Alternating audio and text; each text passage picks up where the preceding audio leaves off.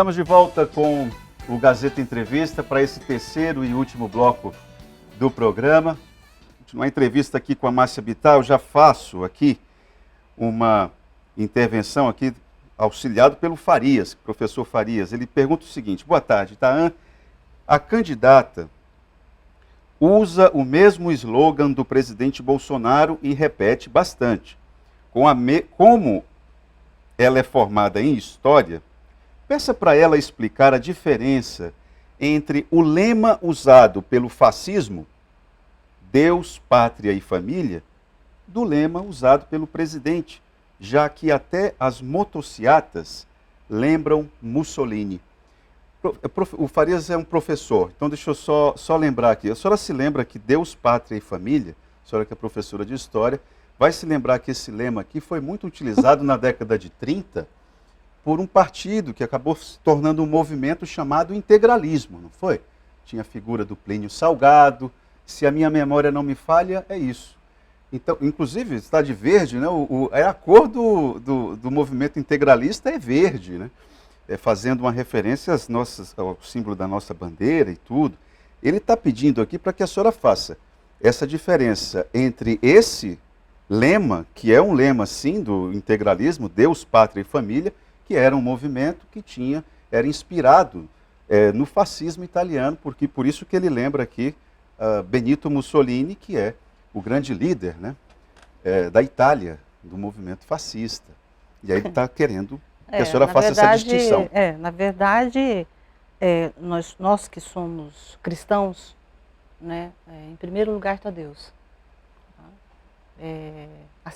Abaixo de Deus, se eu fosse candidata a presidente, eu colocaria a família. E em terceiro lugar, a pátria.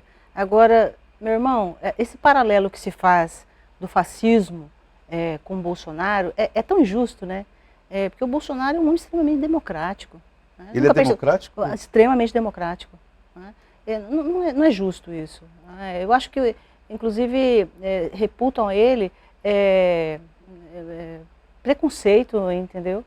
Porque ele é um homem autêntico. Né? Então ele fala o que pensa, ele age conforme Quando a senhora fala que ele é autêntico, por exemplo, quando ele fala que a jornalista queria dar o furo, a senhora entende isso como uma autenticidade? Na verdade, Itaã, eu acho assim, que as pessoas às vezes falam coisas que são muito mal interpretadas. Agora, como é que você vai interpretar errado? Mas foi ele que falou. Pois é, quando o Lula falou o que falou das parceiras dele, usando uma coisa que eu não consigo nem falar, que é uma questão ligada ao sexo. Ninguém fala nada, né? Quando o Lula disse aquilo, de uma companheira dele lá do Nordeste. Né? Quando o Lula fala dos policiais. Quando o Lula abertamente apoia a legalização das drogas, do aborto. Ninguém fala nada. Aí de uma frase que o Bolsonaro fala, aí vira uma comoção nacional. Em que condições o Lula falou que é a favor do aborto? A senhora se lembra? Todo mundo que segue ele é a favor do aborto, a legalização do aborto. Inclusive ele falou na televisão. Como é que a mulher... Mas a senhora sabe que há algumas situações em que o aborto ele tem respaldo legal, não é? Aqui no Brasil, a senhora sabe disso? Não deveria ter. Nem quando a mulher é estuprada, nem quando há risco de morte para a mulher, e nem quando a criança é diagnosticada sem o cérebro, anencéfala.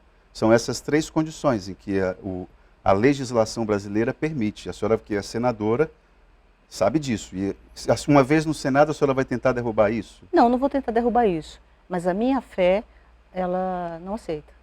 A minha fé, eu que sou cristã, segundo a Bíblia, só quem tira a vida é Deus. Se uma mulher é violentada e foi vítima de um estupro, de uma violência, seriam duas violências. O estupro que ela sofreu e logo após o aborto. Você tira a vida de um ser que é totalmente indefeso, que já tem, inclusive, uma alma. Né? Então, sou totalmente contra. Agora, eu não posso fazer nada do que já é legal. Agora, apoiar o aborto... Eu queria que a senhora respondesse ao professor Farias. A senhora consegue Olha, faz 30 anos que eu fui professora, né? Faz 30 anos. Esse paralelo que ele faz sobre Mussolini e Bolsonaro, aí coloca o Hitler também, aí Não, coloca... ele só está... é bem simples, a pergunta dele é a seguinte. O Pois é, presidente eu Bolsonaro respondi. tem um lema. Eu já respondi. É totalmente diferente. É totalmente diferente. Totalmente diferente? Totalmente diferente. Vamos lá. Então, Itaã, sou Núbia. Pergunte à entrevistada por que não pleitear uma vaga para deputada, uma vez que nunca teve nenhum mandato e já é direto para o Senado? Ué, quem nunca foi, presidente só é quando a pessoa nunca foi a primeira vez, né? O Gladys, quando foi candidato a governador, nunca foi antes. Agora que é reeleição. O próprio Bolsonaro, antes de ser presidente, ele nunca tinha sido. O Jorge Viana também nunca tinha sido governador. Então sempre tem uma primeira vez. Certo. O Leandro, aqui de Rio Branco, está perguntando.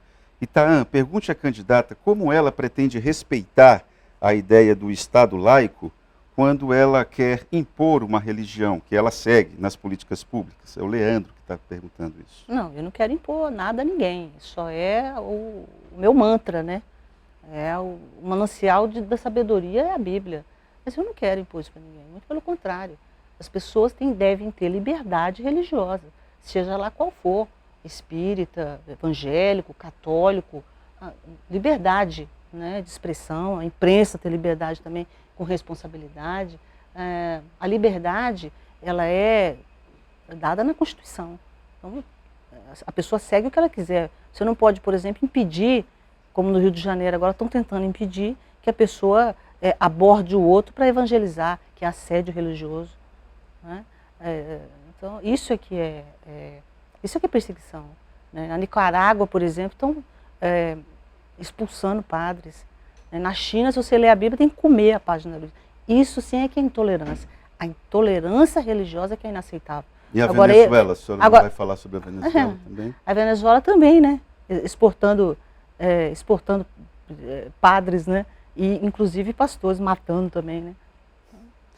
Pergunta para a candidata o que ela acha do Centrão, ao qual o presidente tanto criticou e aliou-se, e a qual o presidente PL é condenado, né? Está falando aqui do Valdemar Costa Neto, né? O presidente do PL, que é condenado no processo do Mensalão. Leia a minha pergunta para a candidata. Sim, senhor, estou lendo aqui a sua pergunta para a candidata. Centrão? Ele está querendo saber de você qual a sua percepção a respeito do Centrão, esse conjunto de partidos que o presidente Bolsonaro... O presidente Bolsonaro chegou à presidência da República praticamente só. E agora está refém desse grupo. Ele está querendo que se faça uma leitura a respeito disso. E o PL tem a figura de Valdemar Costa Neto, né, que é quase um símbolo dessa ideia do Centrão. O Congresso Nacional, ele é uma representatividade de todo brasileiro. Ali tem lobby de todas as atividades, né? Se o Bolsonaro não governar com o Congresso, ele vai governar com quem? É necessário o diálogo, né? Senão ele não avança, ele tem que ter a maioria. Né? Aí vai do convencimento, da competência dele, de se relacionar e se relacionar muito bem com o tal do Centrão que você chama. Ele está certo. Candidato, eu queria saber da senhora o seguinte, hoje, sem dúvida nenhuma, já falei isso aqui ontem, já falei há algum tempo, já venho falando isso, o principal problema da gestão pública no Acre é a saúde pública. De longe é o principal gargalo. O que a senhora, uma vez senadora, poderia ajudar nisso? Vou lembrar, por exemplo, o candidato, seu rival aí na disputa, Alan Rick, ele sempre lembrava que ainda quando deputado federal, quando ele colocou as emendas para o Hospital de Sena Madureira, ainda na gestão de Tião Viana, as coisas não andavam e ele relaciona isso com uma questão de disputa política. O Tião, o Alan Rick já era deputado da oposição e ele entende que o então governador não fazia as emendas avançarem por conta de disputas políticas e tudo. O fato é que tem forro caindo na cabeça de paciente, matando gente. O que a senhora tem a falar a respeito de saúde pública? O governador Gladson tem agido de forma correta na sua percepção? O Márcio tem destinou muitos recursos para a saúde, né? Para a Secretaria de Saúde e para a Fundacre, diminuindo muito ali a fila, aquela fila do inferno que a gente chama, que a pessoa esperar 5 anos para fazer uma cirurgia. Esse é um problema que já vem há muitos anos se arrastando, né? Precisamos de mais investimento, precisamos de investimentos de Brasília, precisamos ali, junto com todos os parlamentares, trazer recursos para arrumar hospitais, não é, para qualificar os nossos enfermeiros, nossos técnicos, ter condições adequadas de trabalho, né, um fogo cair na cabeça de uma pessoa. Eu acho que o que está faltando também é gestão, né, falta gestão também. Mais recursos, gestão e salários mais adequados, inclusive para os médicos do interior, que foi o que mais me pediram nos 4 municípios isolados.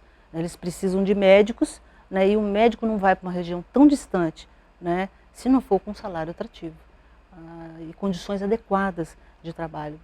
Precisamos trazer recursos. Como senadora, como é que a senhora trabalharia no que se refere a... Eu sei que o que eu vou perguntar agora não é uma ação do senador, mas como a senhora, como senadora, poderia influenciar na revisão dos planos de cargo, carreira, remuneração? Porque já 3 pessoas perguntaram aqui, muito relacionado à educação. Mas como estamos falando de saúde agora, sim, e a saúde tem o pior plano de cargo e carreira aqui no Estado, como é que a senhora, como senadora, poderia ajudar a intervir nisso? Inclusive, foi uma reunião que o Bolsonaro teve com a categoria e eu também estive conversando com a doutora Dilza e é exatamente isso que eles pedem. Um plano de cargos e salários. Eles têm. Todos eles têm. A saúde tem um plano de cargos e carreira, só que é ruim. Não, os médicos pedem um plano de cargos e salários, né, de carreira. Eles pedem isso. Foi o que eles pediram para o Bolsonaro. Está na pauta. Né, e a senhora entende que vai trabalhar? Certamente. É uma reivindicação. Né, melhores salários, o plano de cargos e salários e melhores condições de trabalho. É o que eles reivindicam. Certo. Gostaria de perguntar para ela o porquê que ela trabalhou sempre ao lado apoiando o Márcio Bittar, e agora ele é candidato ao governo, assim como a Mara. O porquê que ela está apoiando a Mara e não o Márcio? Não, a pessoa não se identificou. Se você pudesse identificar, eu agradeceria, por gentileza. São os destinos da vida, né? Ele tomou o rumo lá do União Brasil e eu aqui do PL junto com a Mara. Fizemos uma aliança, né? Depois também a oposição, de certa forma, cada um foi para um lado, né? O Gladson ficou lá sem aliança com praticamente ninguém, o MDB se isolou para um lado, fizemos aliança com eles, tiramos do isolamento e o Márcio ficou ali com a União Brasil. No final das contas, no segundo turno, todos estaremos juntos. Boa tarde, o Rafael do Belo Jardim 2 está dando uma politizada aqui. Pergunta para a candidata, como mulher, o que ela acha quando vê o Bolsonaro agredindo mulher jornalista, entre outras, né? O presidente Bolsonaro, essa autenticidade que a senhora falou, as pessoas entendem como uma agressão mesmo. Como é o nome dele? Perdão. Ixi, porque eu sou barbeiro aqui, viu? Vamos ver se eu ainda consigo aqui. Mas, por gentileza. Na verdade, a agressão foi o que o ex-presidente, que acabou de sair da cadeia, fala sobre mulheres. Quando ele fala como que uma mulher faz aborto em casa. É como ele chamou a parceira dele lá do Nordeste. Isso sim é agressão. O que ele falou dos professores também é agressão. O que ele falou dos policiais é agressão. Né? Então, quando ele quer legalizar a droga, isso é agressão à família. Eu não vejo o Bolsonaro dessa forma. Aliás, eu vejo muito jornalistas sendo agressivas com ele. Né? É isso que eu enxergo. Quando o presidente falou que não era coveiro, a senhora não achou aquilo autêntico também ou achou que ele exagerou? Não é coveiro, né? Eu acho que não foi bem isso que ele quis dizer. Porque ele se explicou esses dias. Até ele deu uma recuada, né? Ele se explicou esses dias, né? Então eu acho que existe assim um cancelamento com o Bolsonaro, assim como fizeram comigo. A gente fala uma determinada frase, aí a velha imprensa, né? Ela faz um cancelamento. Aí ela denigra a tua imagem. Mas você tem 1 minuto para suas considerações finais, me perdoe. Não, claro, perdoe a indelicadeza, mas não, é porque o tempo é danado, desculpa. Meus irmãos, estamos aqui na reta final da eleição. É a hora do senhor decidir, a senhora decidir sobre os rumos da nossa política do Acre e do Brasil. Eu acredito em Deus, pátria e família. Quando eu falo da família, está englobado todas as pessoas estão ali. O homem, a mulher, a criança, o adolescente, o idoso, o que tem opção sexual diferente, todos estão inclusos na família. Eu peço ao senhor e à senhora que preste atenção nos nossos projetos e no que a gente defende. Né? Meu número é 222 e do nosso presidente 22 e Mara Rocha 15. Muito obrigado, Márcia Bittar, pela sua participação aqui. Eu quero lembrar que esse terceiro bloco do programa é sempre um oferecimento da Verágua, a água mineral dos acreanos. Gazeta Entrevista volta na segunda-feira. Até lá.